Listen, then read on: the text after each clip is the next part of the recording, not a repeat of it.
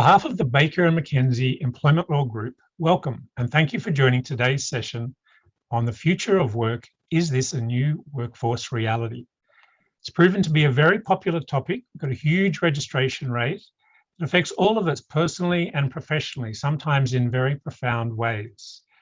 Now, allow me to introduce the speakers for the session today. My name is Rowan McKenzie. I'm head of the Hong Kong employment team, and I will be the moderator today. And I'm joined by my colleagues who will be on the panel. Michael Michaelandos, head of the Australian employment teams and regional practice group chair.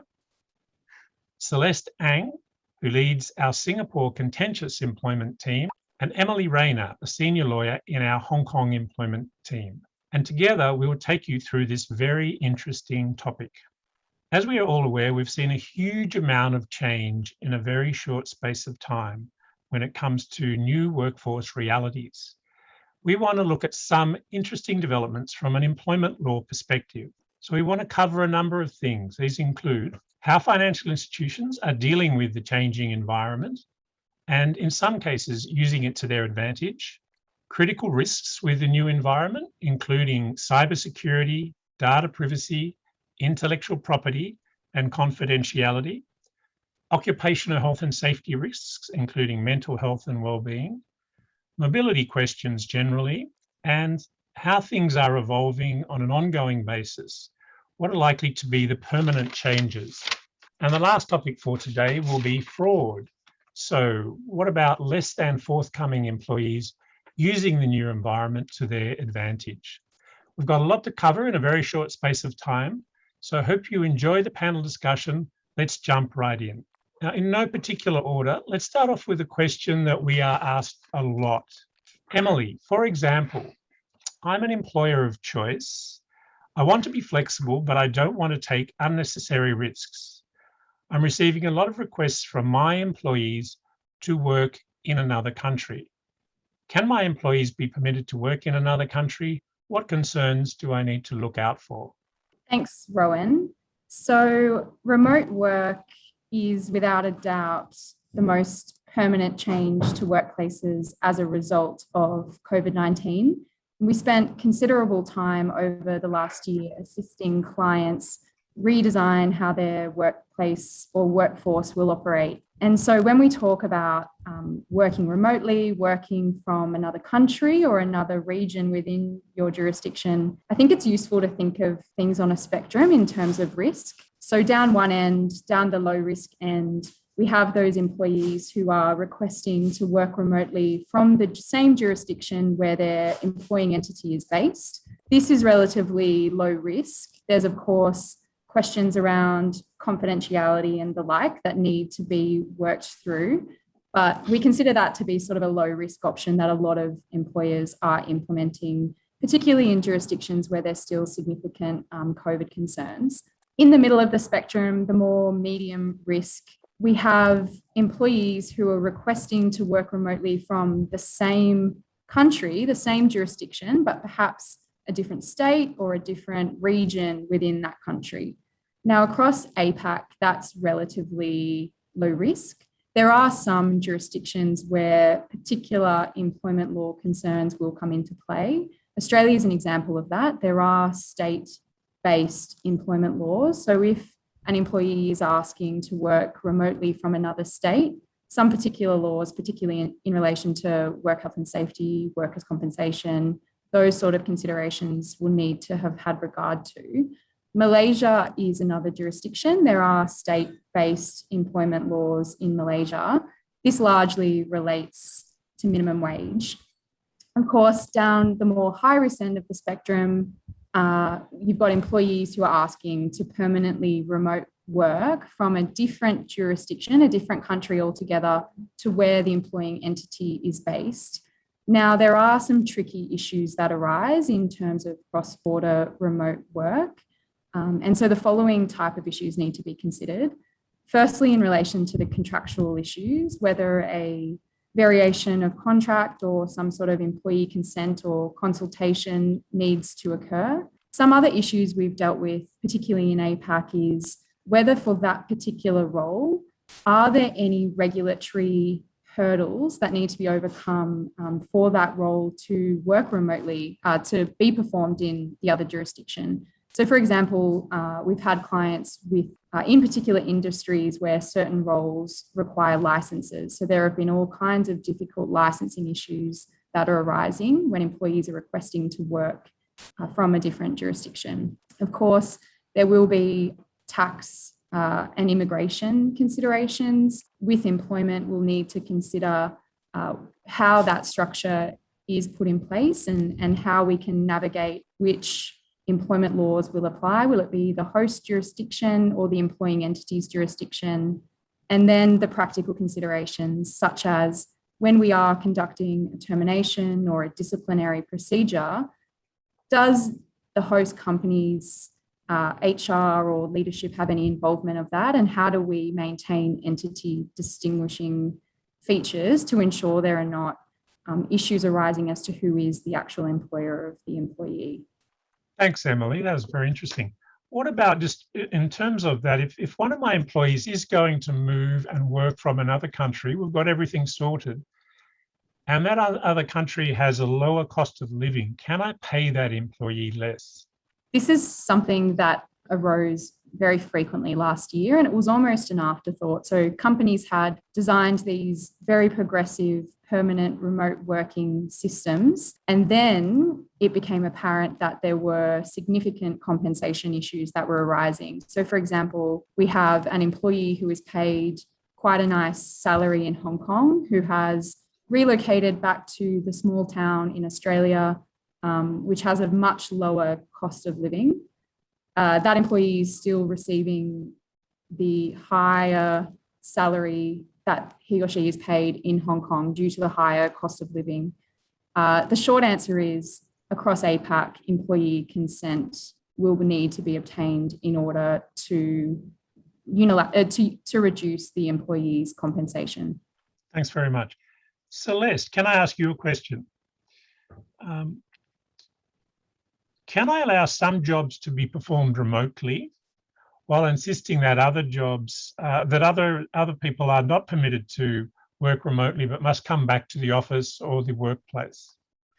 So, Rowan, I think this question really depends on the terms in the employment contracts as well as the policies. And you would also need to look at, for example, the employee's duties and responsibilities.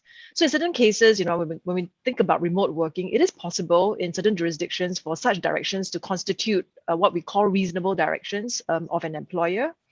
But it will all ultimately depend on the circumstances of each case, and whether or not the employer can in fact show that the requirement to work remotely, partly or wholly, is or is not reasonable. I think the bottom line is that it would be prudent to obtain agreement and to get consent of employees for these kinds of arrangement, whether in part or wholly, and give, due and proper notice of such, policies and directions. And I think, what is key to remember, in this case where you do want to differentiate between employees is that in order to mitigate risk of allegations of constructive dismissal or discrimination, we would generally recommend that an employer who wishes to introduce a remote work policy should establish an objective criteria for selection, as well as the terms and conditions for those undertaking remote work. For example, deliverables, performance indicators, any compensation adjustments, and of course the possibility of reverting to work full-time in the office, as well as other conditions and terms. Great, thanks, Celeste. And what about a curly one we're sometimes asked, what should I do if one of my employees is found to be doing other activities, and in one particular case, hiking and posting photos on social media, when they are supposed to be working from home, normal working hours? What can I do as a responsible but concerned employer? Yeah, so I think we have seen incidents of those, and there are a few things to consider here. The first, obviously, is to investigate. And second, you do need to consider as an employer whether there are clear guidelines or policies regarding remote working arrangements. For example, what is or is not permissible. The third thing you want to think about is whether whether assuming there are no guidelines, then perhaps it might be useful then to review existing guidelines and policies and communicate them accordingly. And of course, if there is a breach of guidelines or any of the terms and conditions in relation to remote working, then you would want to consider whether disciplinary might be, appropriate, and in, egregious cases, whether termination might follow thereafter. Thanks, Celeste. And this one's for you, Michael. So as you're aware, particularly in Sydney, some of us have been locked down for long periods of time, not so much in Hong Kong, and people are experiencing mental health issues. So I'm concerned, as a responsible employer, will my company be liable for any mental health problems experienced by people who are working remotely? What can I do to mitigate the risks? Look, certainly our work health and safety laws and work health and safety laws across the region do apply to working from home. And one of the critical risks are psychological risks. There have been a number of studies by organisations, one by the IES last year on working from home and wellbeing, which revealed that 20% of the respondents increased their alcohol consumption during lockdown, and 33%, including me, were eating a less healthy diet. 60% were exercising less, and more relevantly, 48% felt that they were working longer in irregular hours, and 50% weren't happy with their work-life balance, and also a large percentage felt isolated. Most work health and safety laws will apply not only to physical risks, but also these types of psychological risks. So it is important that employers get on top of them, and that can be done in a number of ways. But effectively, employees should be trained, and there should be policies on working from home which deal with both physical hazards and ergonomic risks, but also the psychological risks of working long hours. Employers do need to keep in touch with their employees quite regularly, monitor what they're doing, make sure that they're not feeling isolated, but they're feeling connected. There should be regular team calls, and more relevantly, there should be some restrictions imposed on the hours that employees work, and also the days that they work, to ensure that they're not working weekends and they're not working long hours, and also that they take appropriate rest breaks and annual leave. Great. Thanks, Michael. And is an employer obliged to provide employees with extra working equipment? Some of my employees have been asking for new desks and chairs at home, and some have been asking for very generous allowances. What are my obligations here? Well, I mean, in the IES study that I referred to a bit earlier, it found that there was a significant increase in musculoskeletal complaints, and more than 50% of the employees working from home during the relevant lockdown period found that they had new aches and pains. So certainly from a work health and safety perspective, it is important that the employer ensures that the employees have ergonomic equipment, such as ergonomic chairs, and also receive some kind of training in terms of how to use them. As for expenses, that will depend from jurisdiction to jurisdiction and the employment contract that you have with an employee. In Australia, there's actually a prohibition on employers directly or indirectly requiring employees to spend any part of the amount that they earn from that employer in relation to the performance of work, unless the requirement is reasonable. There's only been one decision on this in Australia involving a gentleman called Jason McKean and a company called Red Energy. Jason was directed to work from home by his employer and refused to work from home unless his employer, in effect, provided him with a suitable desk. And eventually he asserted that he had been constructively dismissed because the employer refused to provide that desk. The Commission reviewed the circumstances and rejected the argument and found that the employee could have purchased his own desk or loaned one. And in this particular instance, the employer had gone some way to assist employees from working from home. The employer had provided a laptop, a headset, adjustable chairs, ergonomic assessments, access to an occupational therapist, and online resources. So in the circumstances that the Commission held that it would be unreasonable to also require the employer to provide a desk. But there's no one-size-fits-all solution. It will depend upon the nature of the position and the employee's particular circumstances, but it certainly is an obligation on the employer. Great, thank you, Michael. Emily, so I've been trialing this remote working business for a while and people seem to really like it. I'd like to introduce it on a permanent basis. Do I need to do anything special? Do I need to introduce a new policy or vary contracts of employment? Yes, so this will depend upon the terms of each contract. So, for example, in countries such as Indonesia and Malaysia, consent will be required as a matter of course. For other jurisdictions such as Australia, Singapore, Hong Kong, the answer to that specifically will depend on the location of the employee's work as set out in the contract. So that's in answer to whether a contractual variation needs to be implemented. In terms of your second question about introduction of a policy, although it's not mandatory, it's certainly best practice to implement a policy to deal with issues that are specific to remote working, such as work location, obviously, whether there are any changes necessary to the job description, whether there are any changes to an employee's deliverables or what will be used to assess performance. We've spoken about salary adjustments, salary localization, so whether there needs to be any detail in the policy about that. Michael's just spoken about costs and equipment, so that's something that should certainly be included in your remote work policy. Whether employees who are granted the ability to permanently remote work, are there any expectations on those employees to attend work for certain functions, certain meetings, certain client events? This should all be set out in a remote work policy. Great. Thanks very much, Emily. And the last question for today relates to disciplinary proceedings. So, Celeste, what would be the best way to conduct disciplinary proceedings when employees are working remotely? Well, Rowan, I think there are two, parts to this question. I think you would want to look at it first, from a legal point of view, right?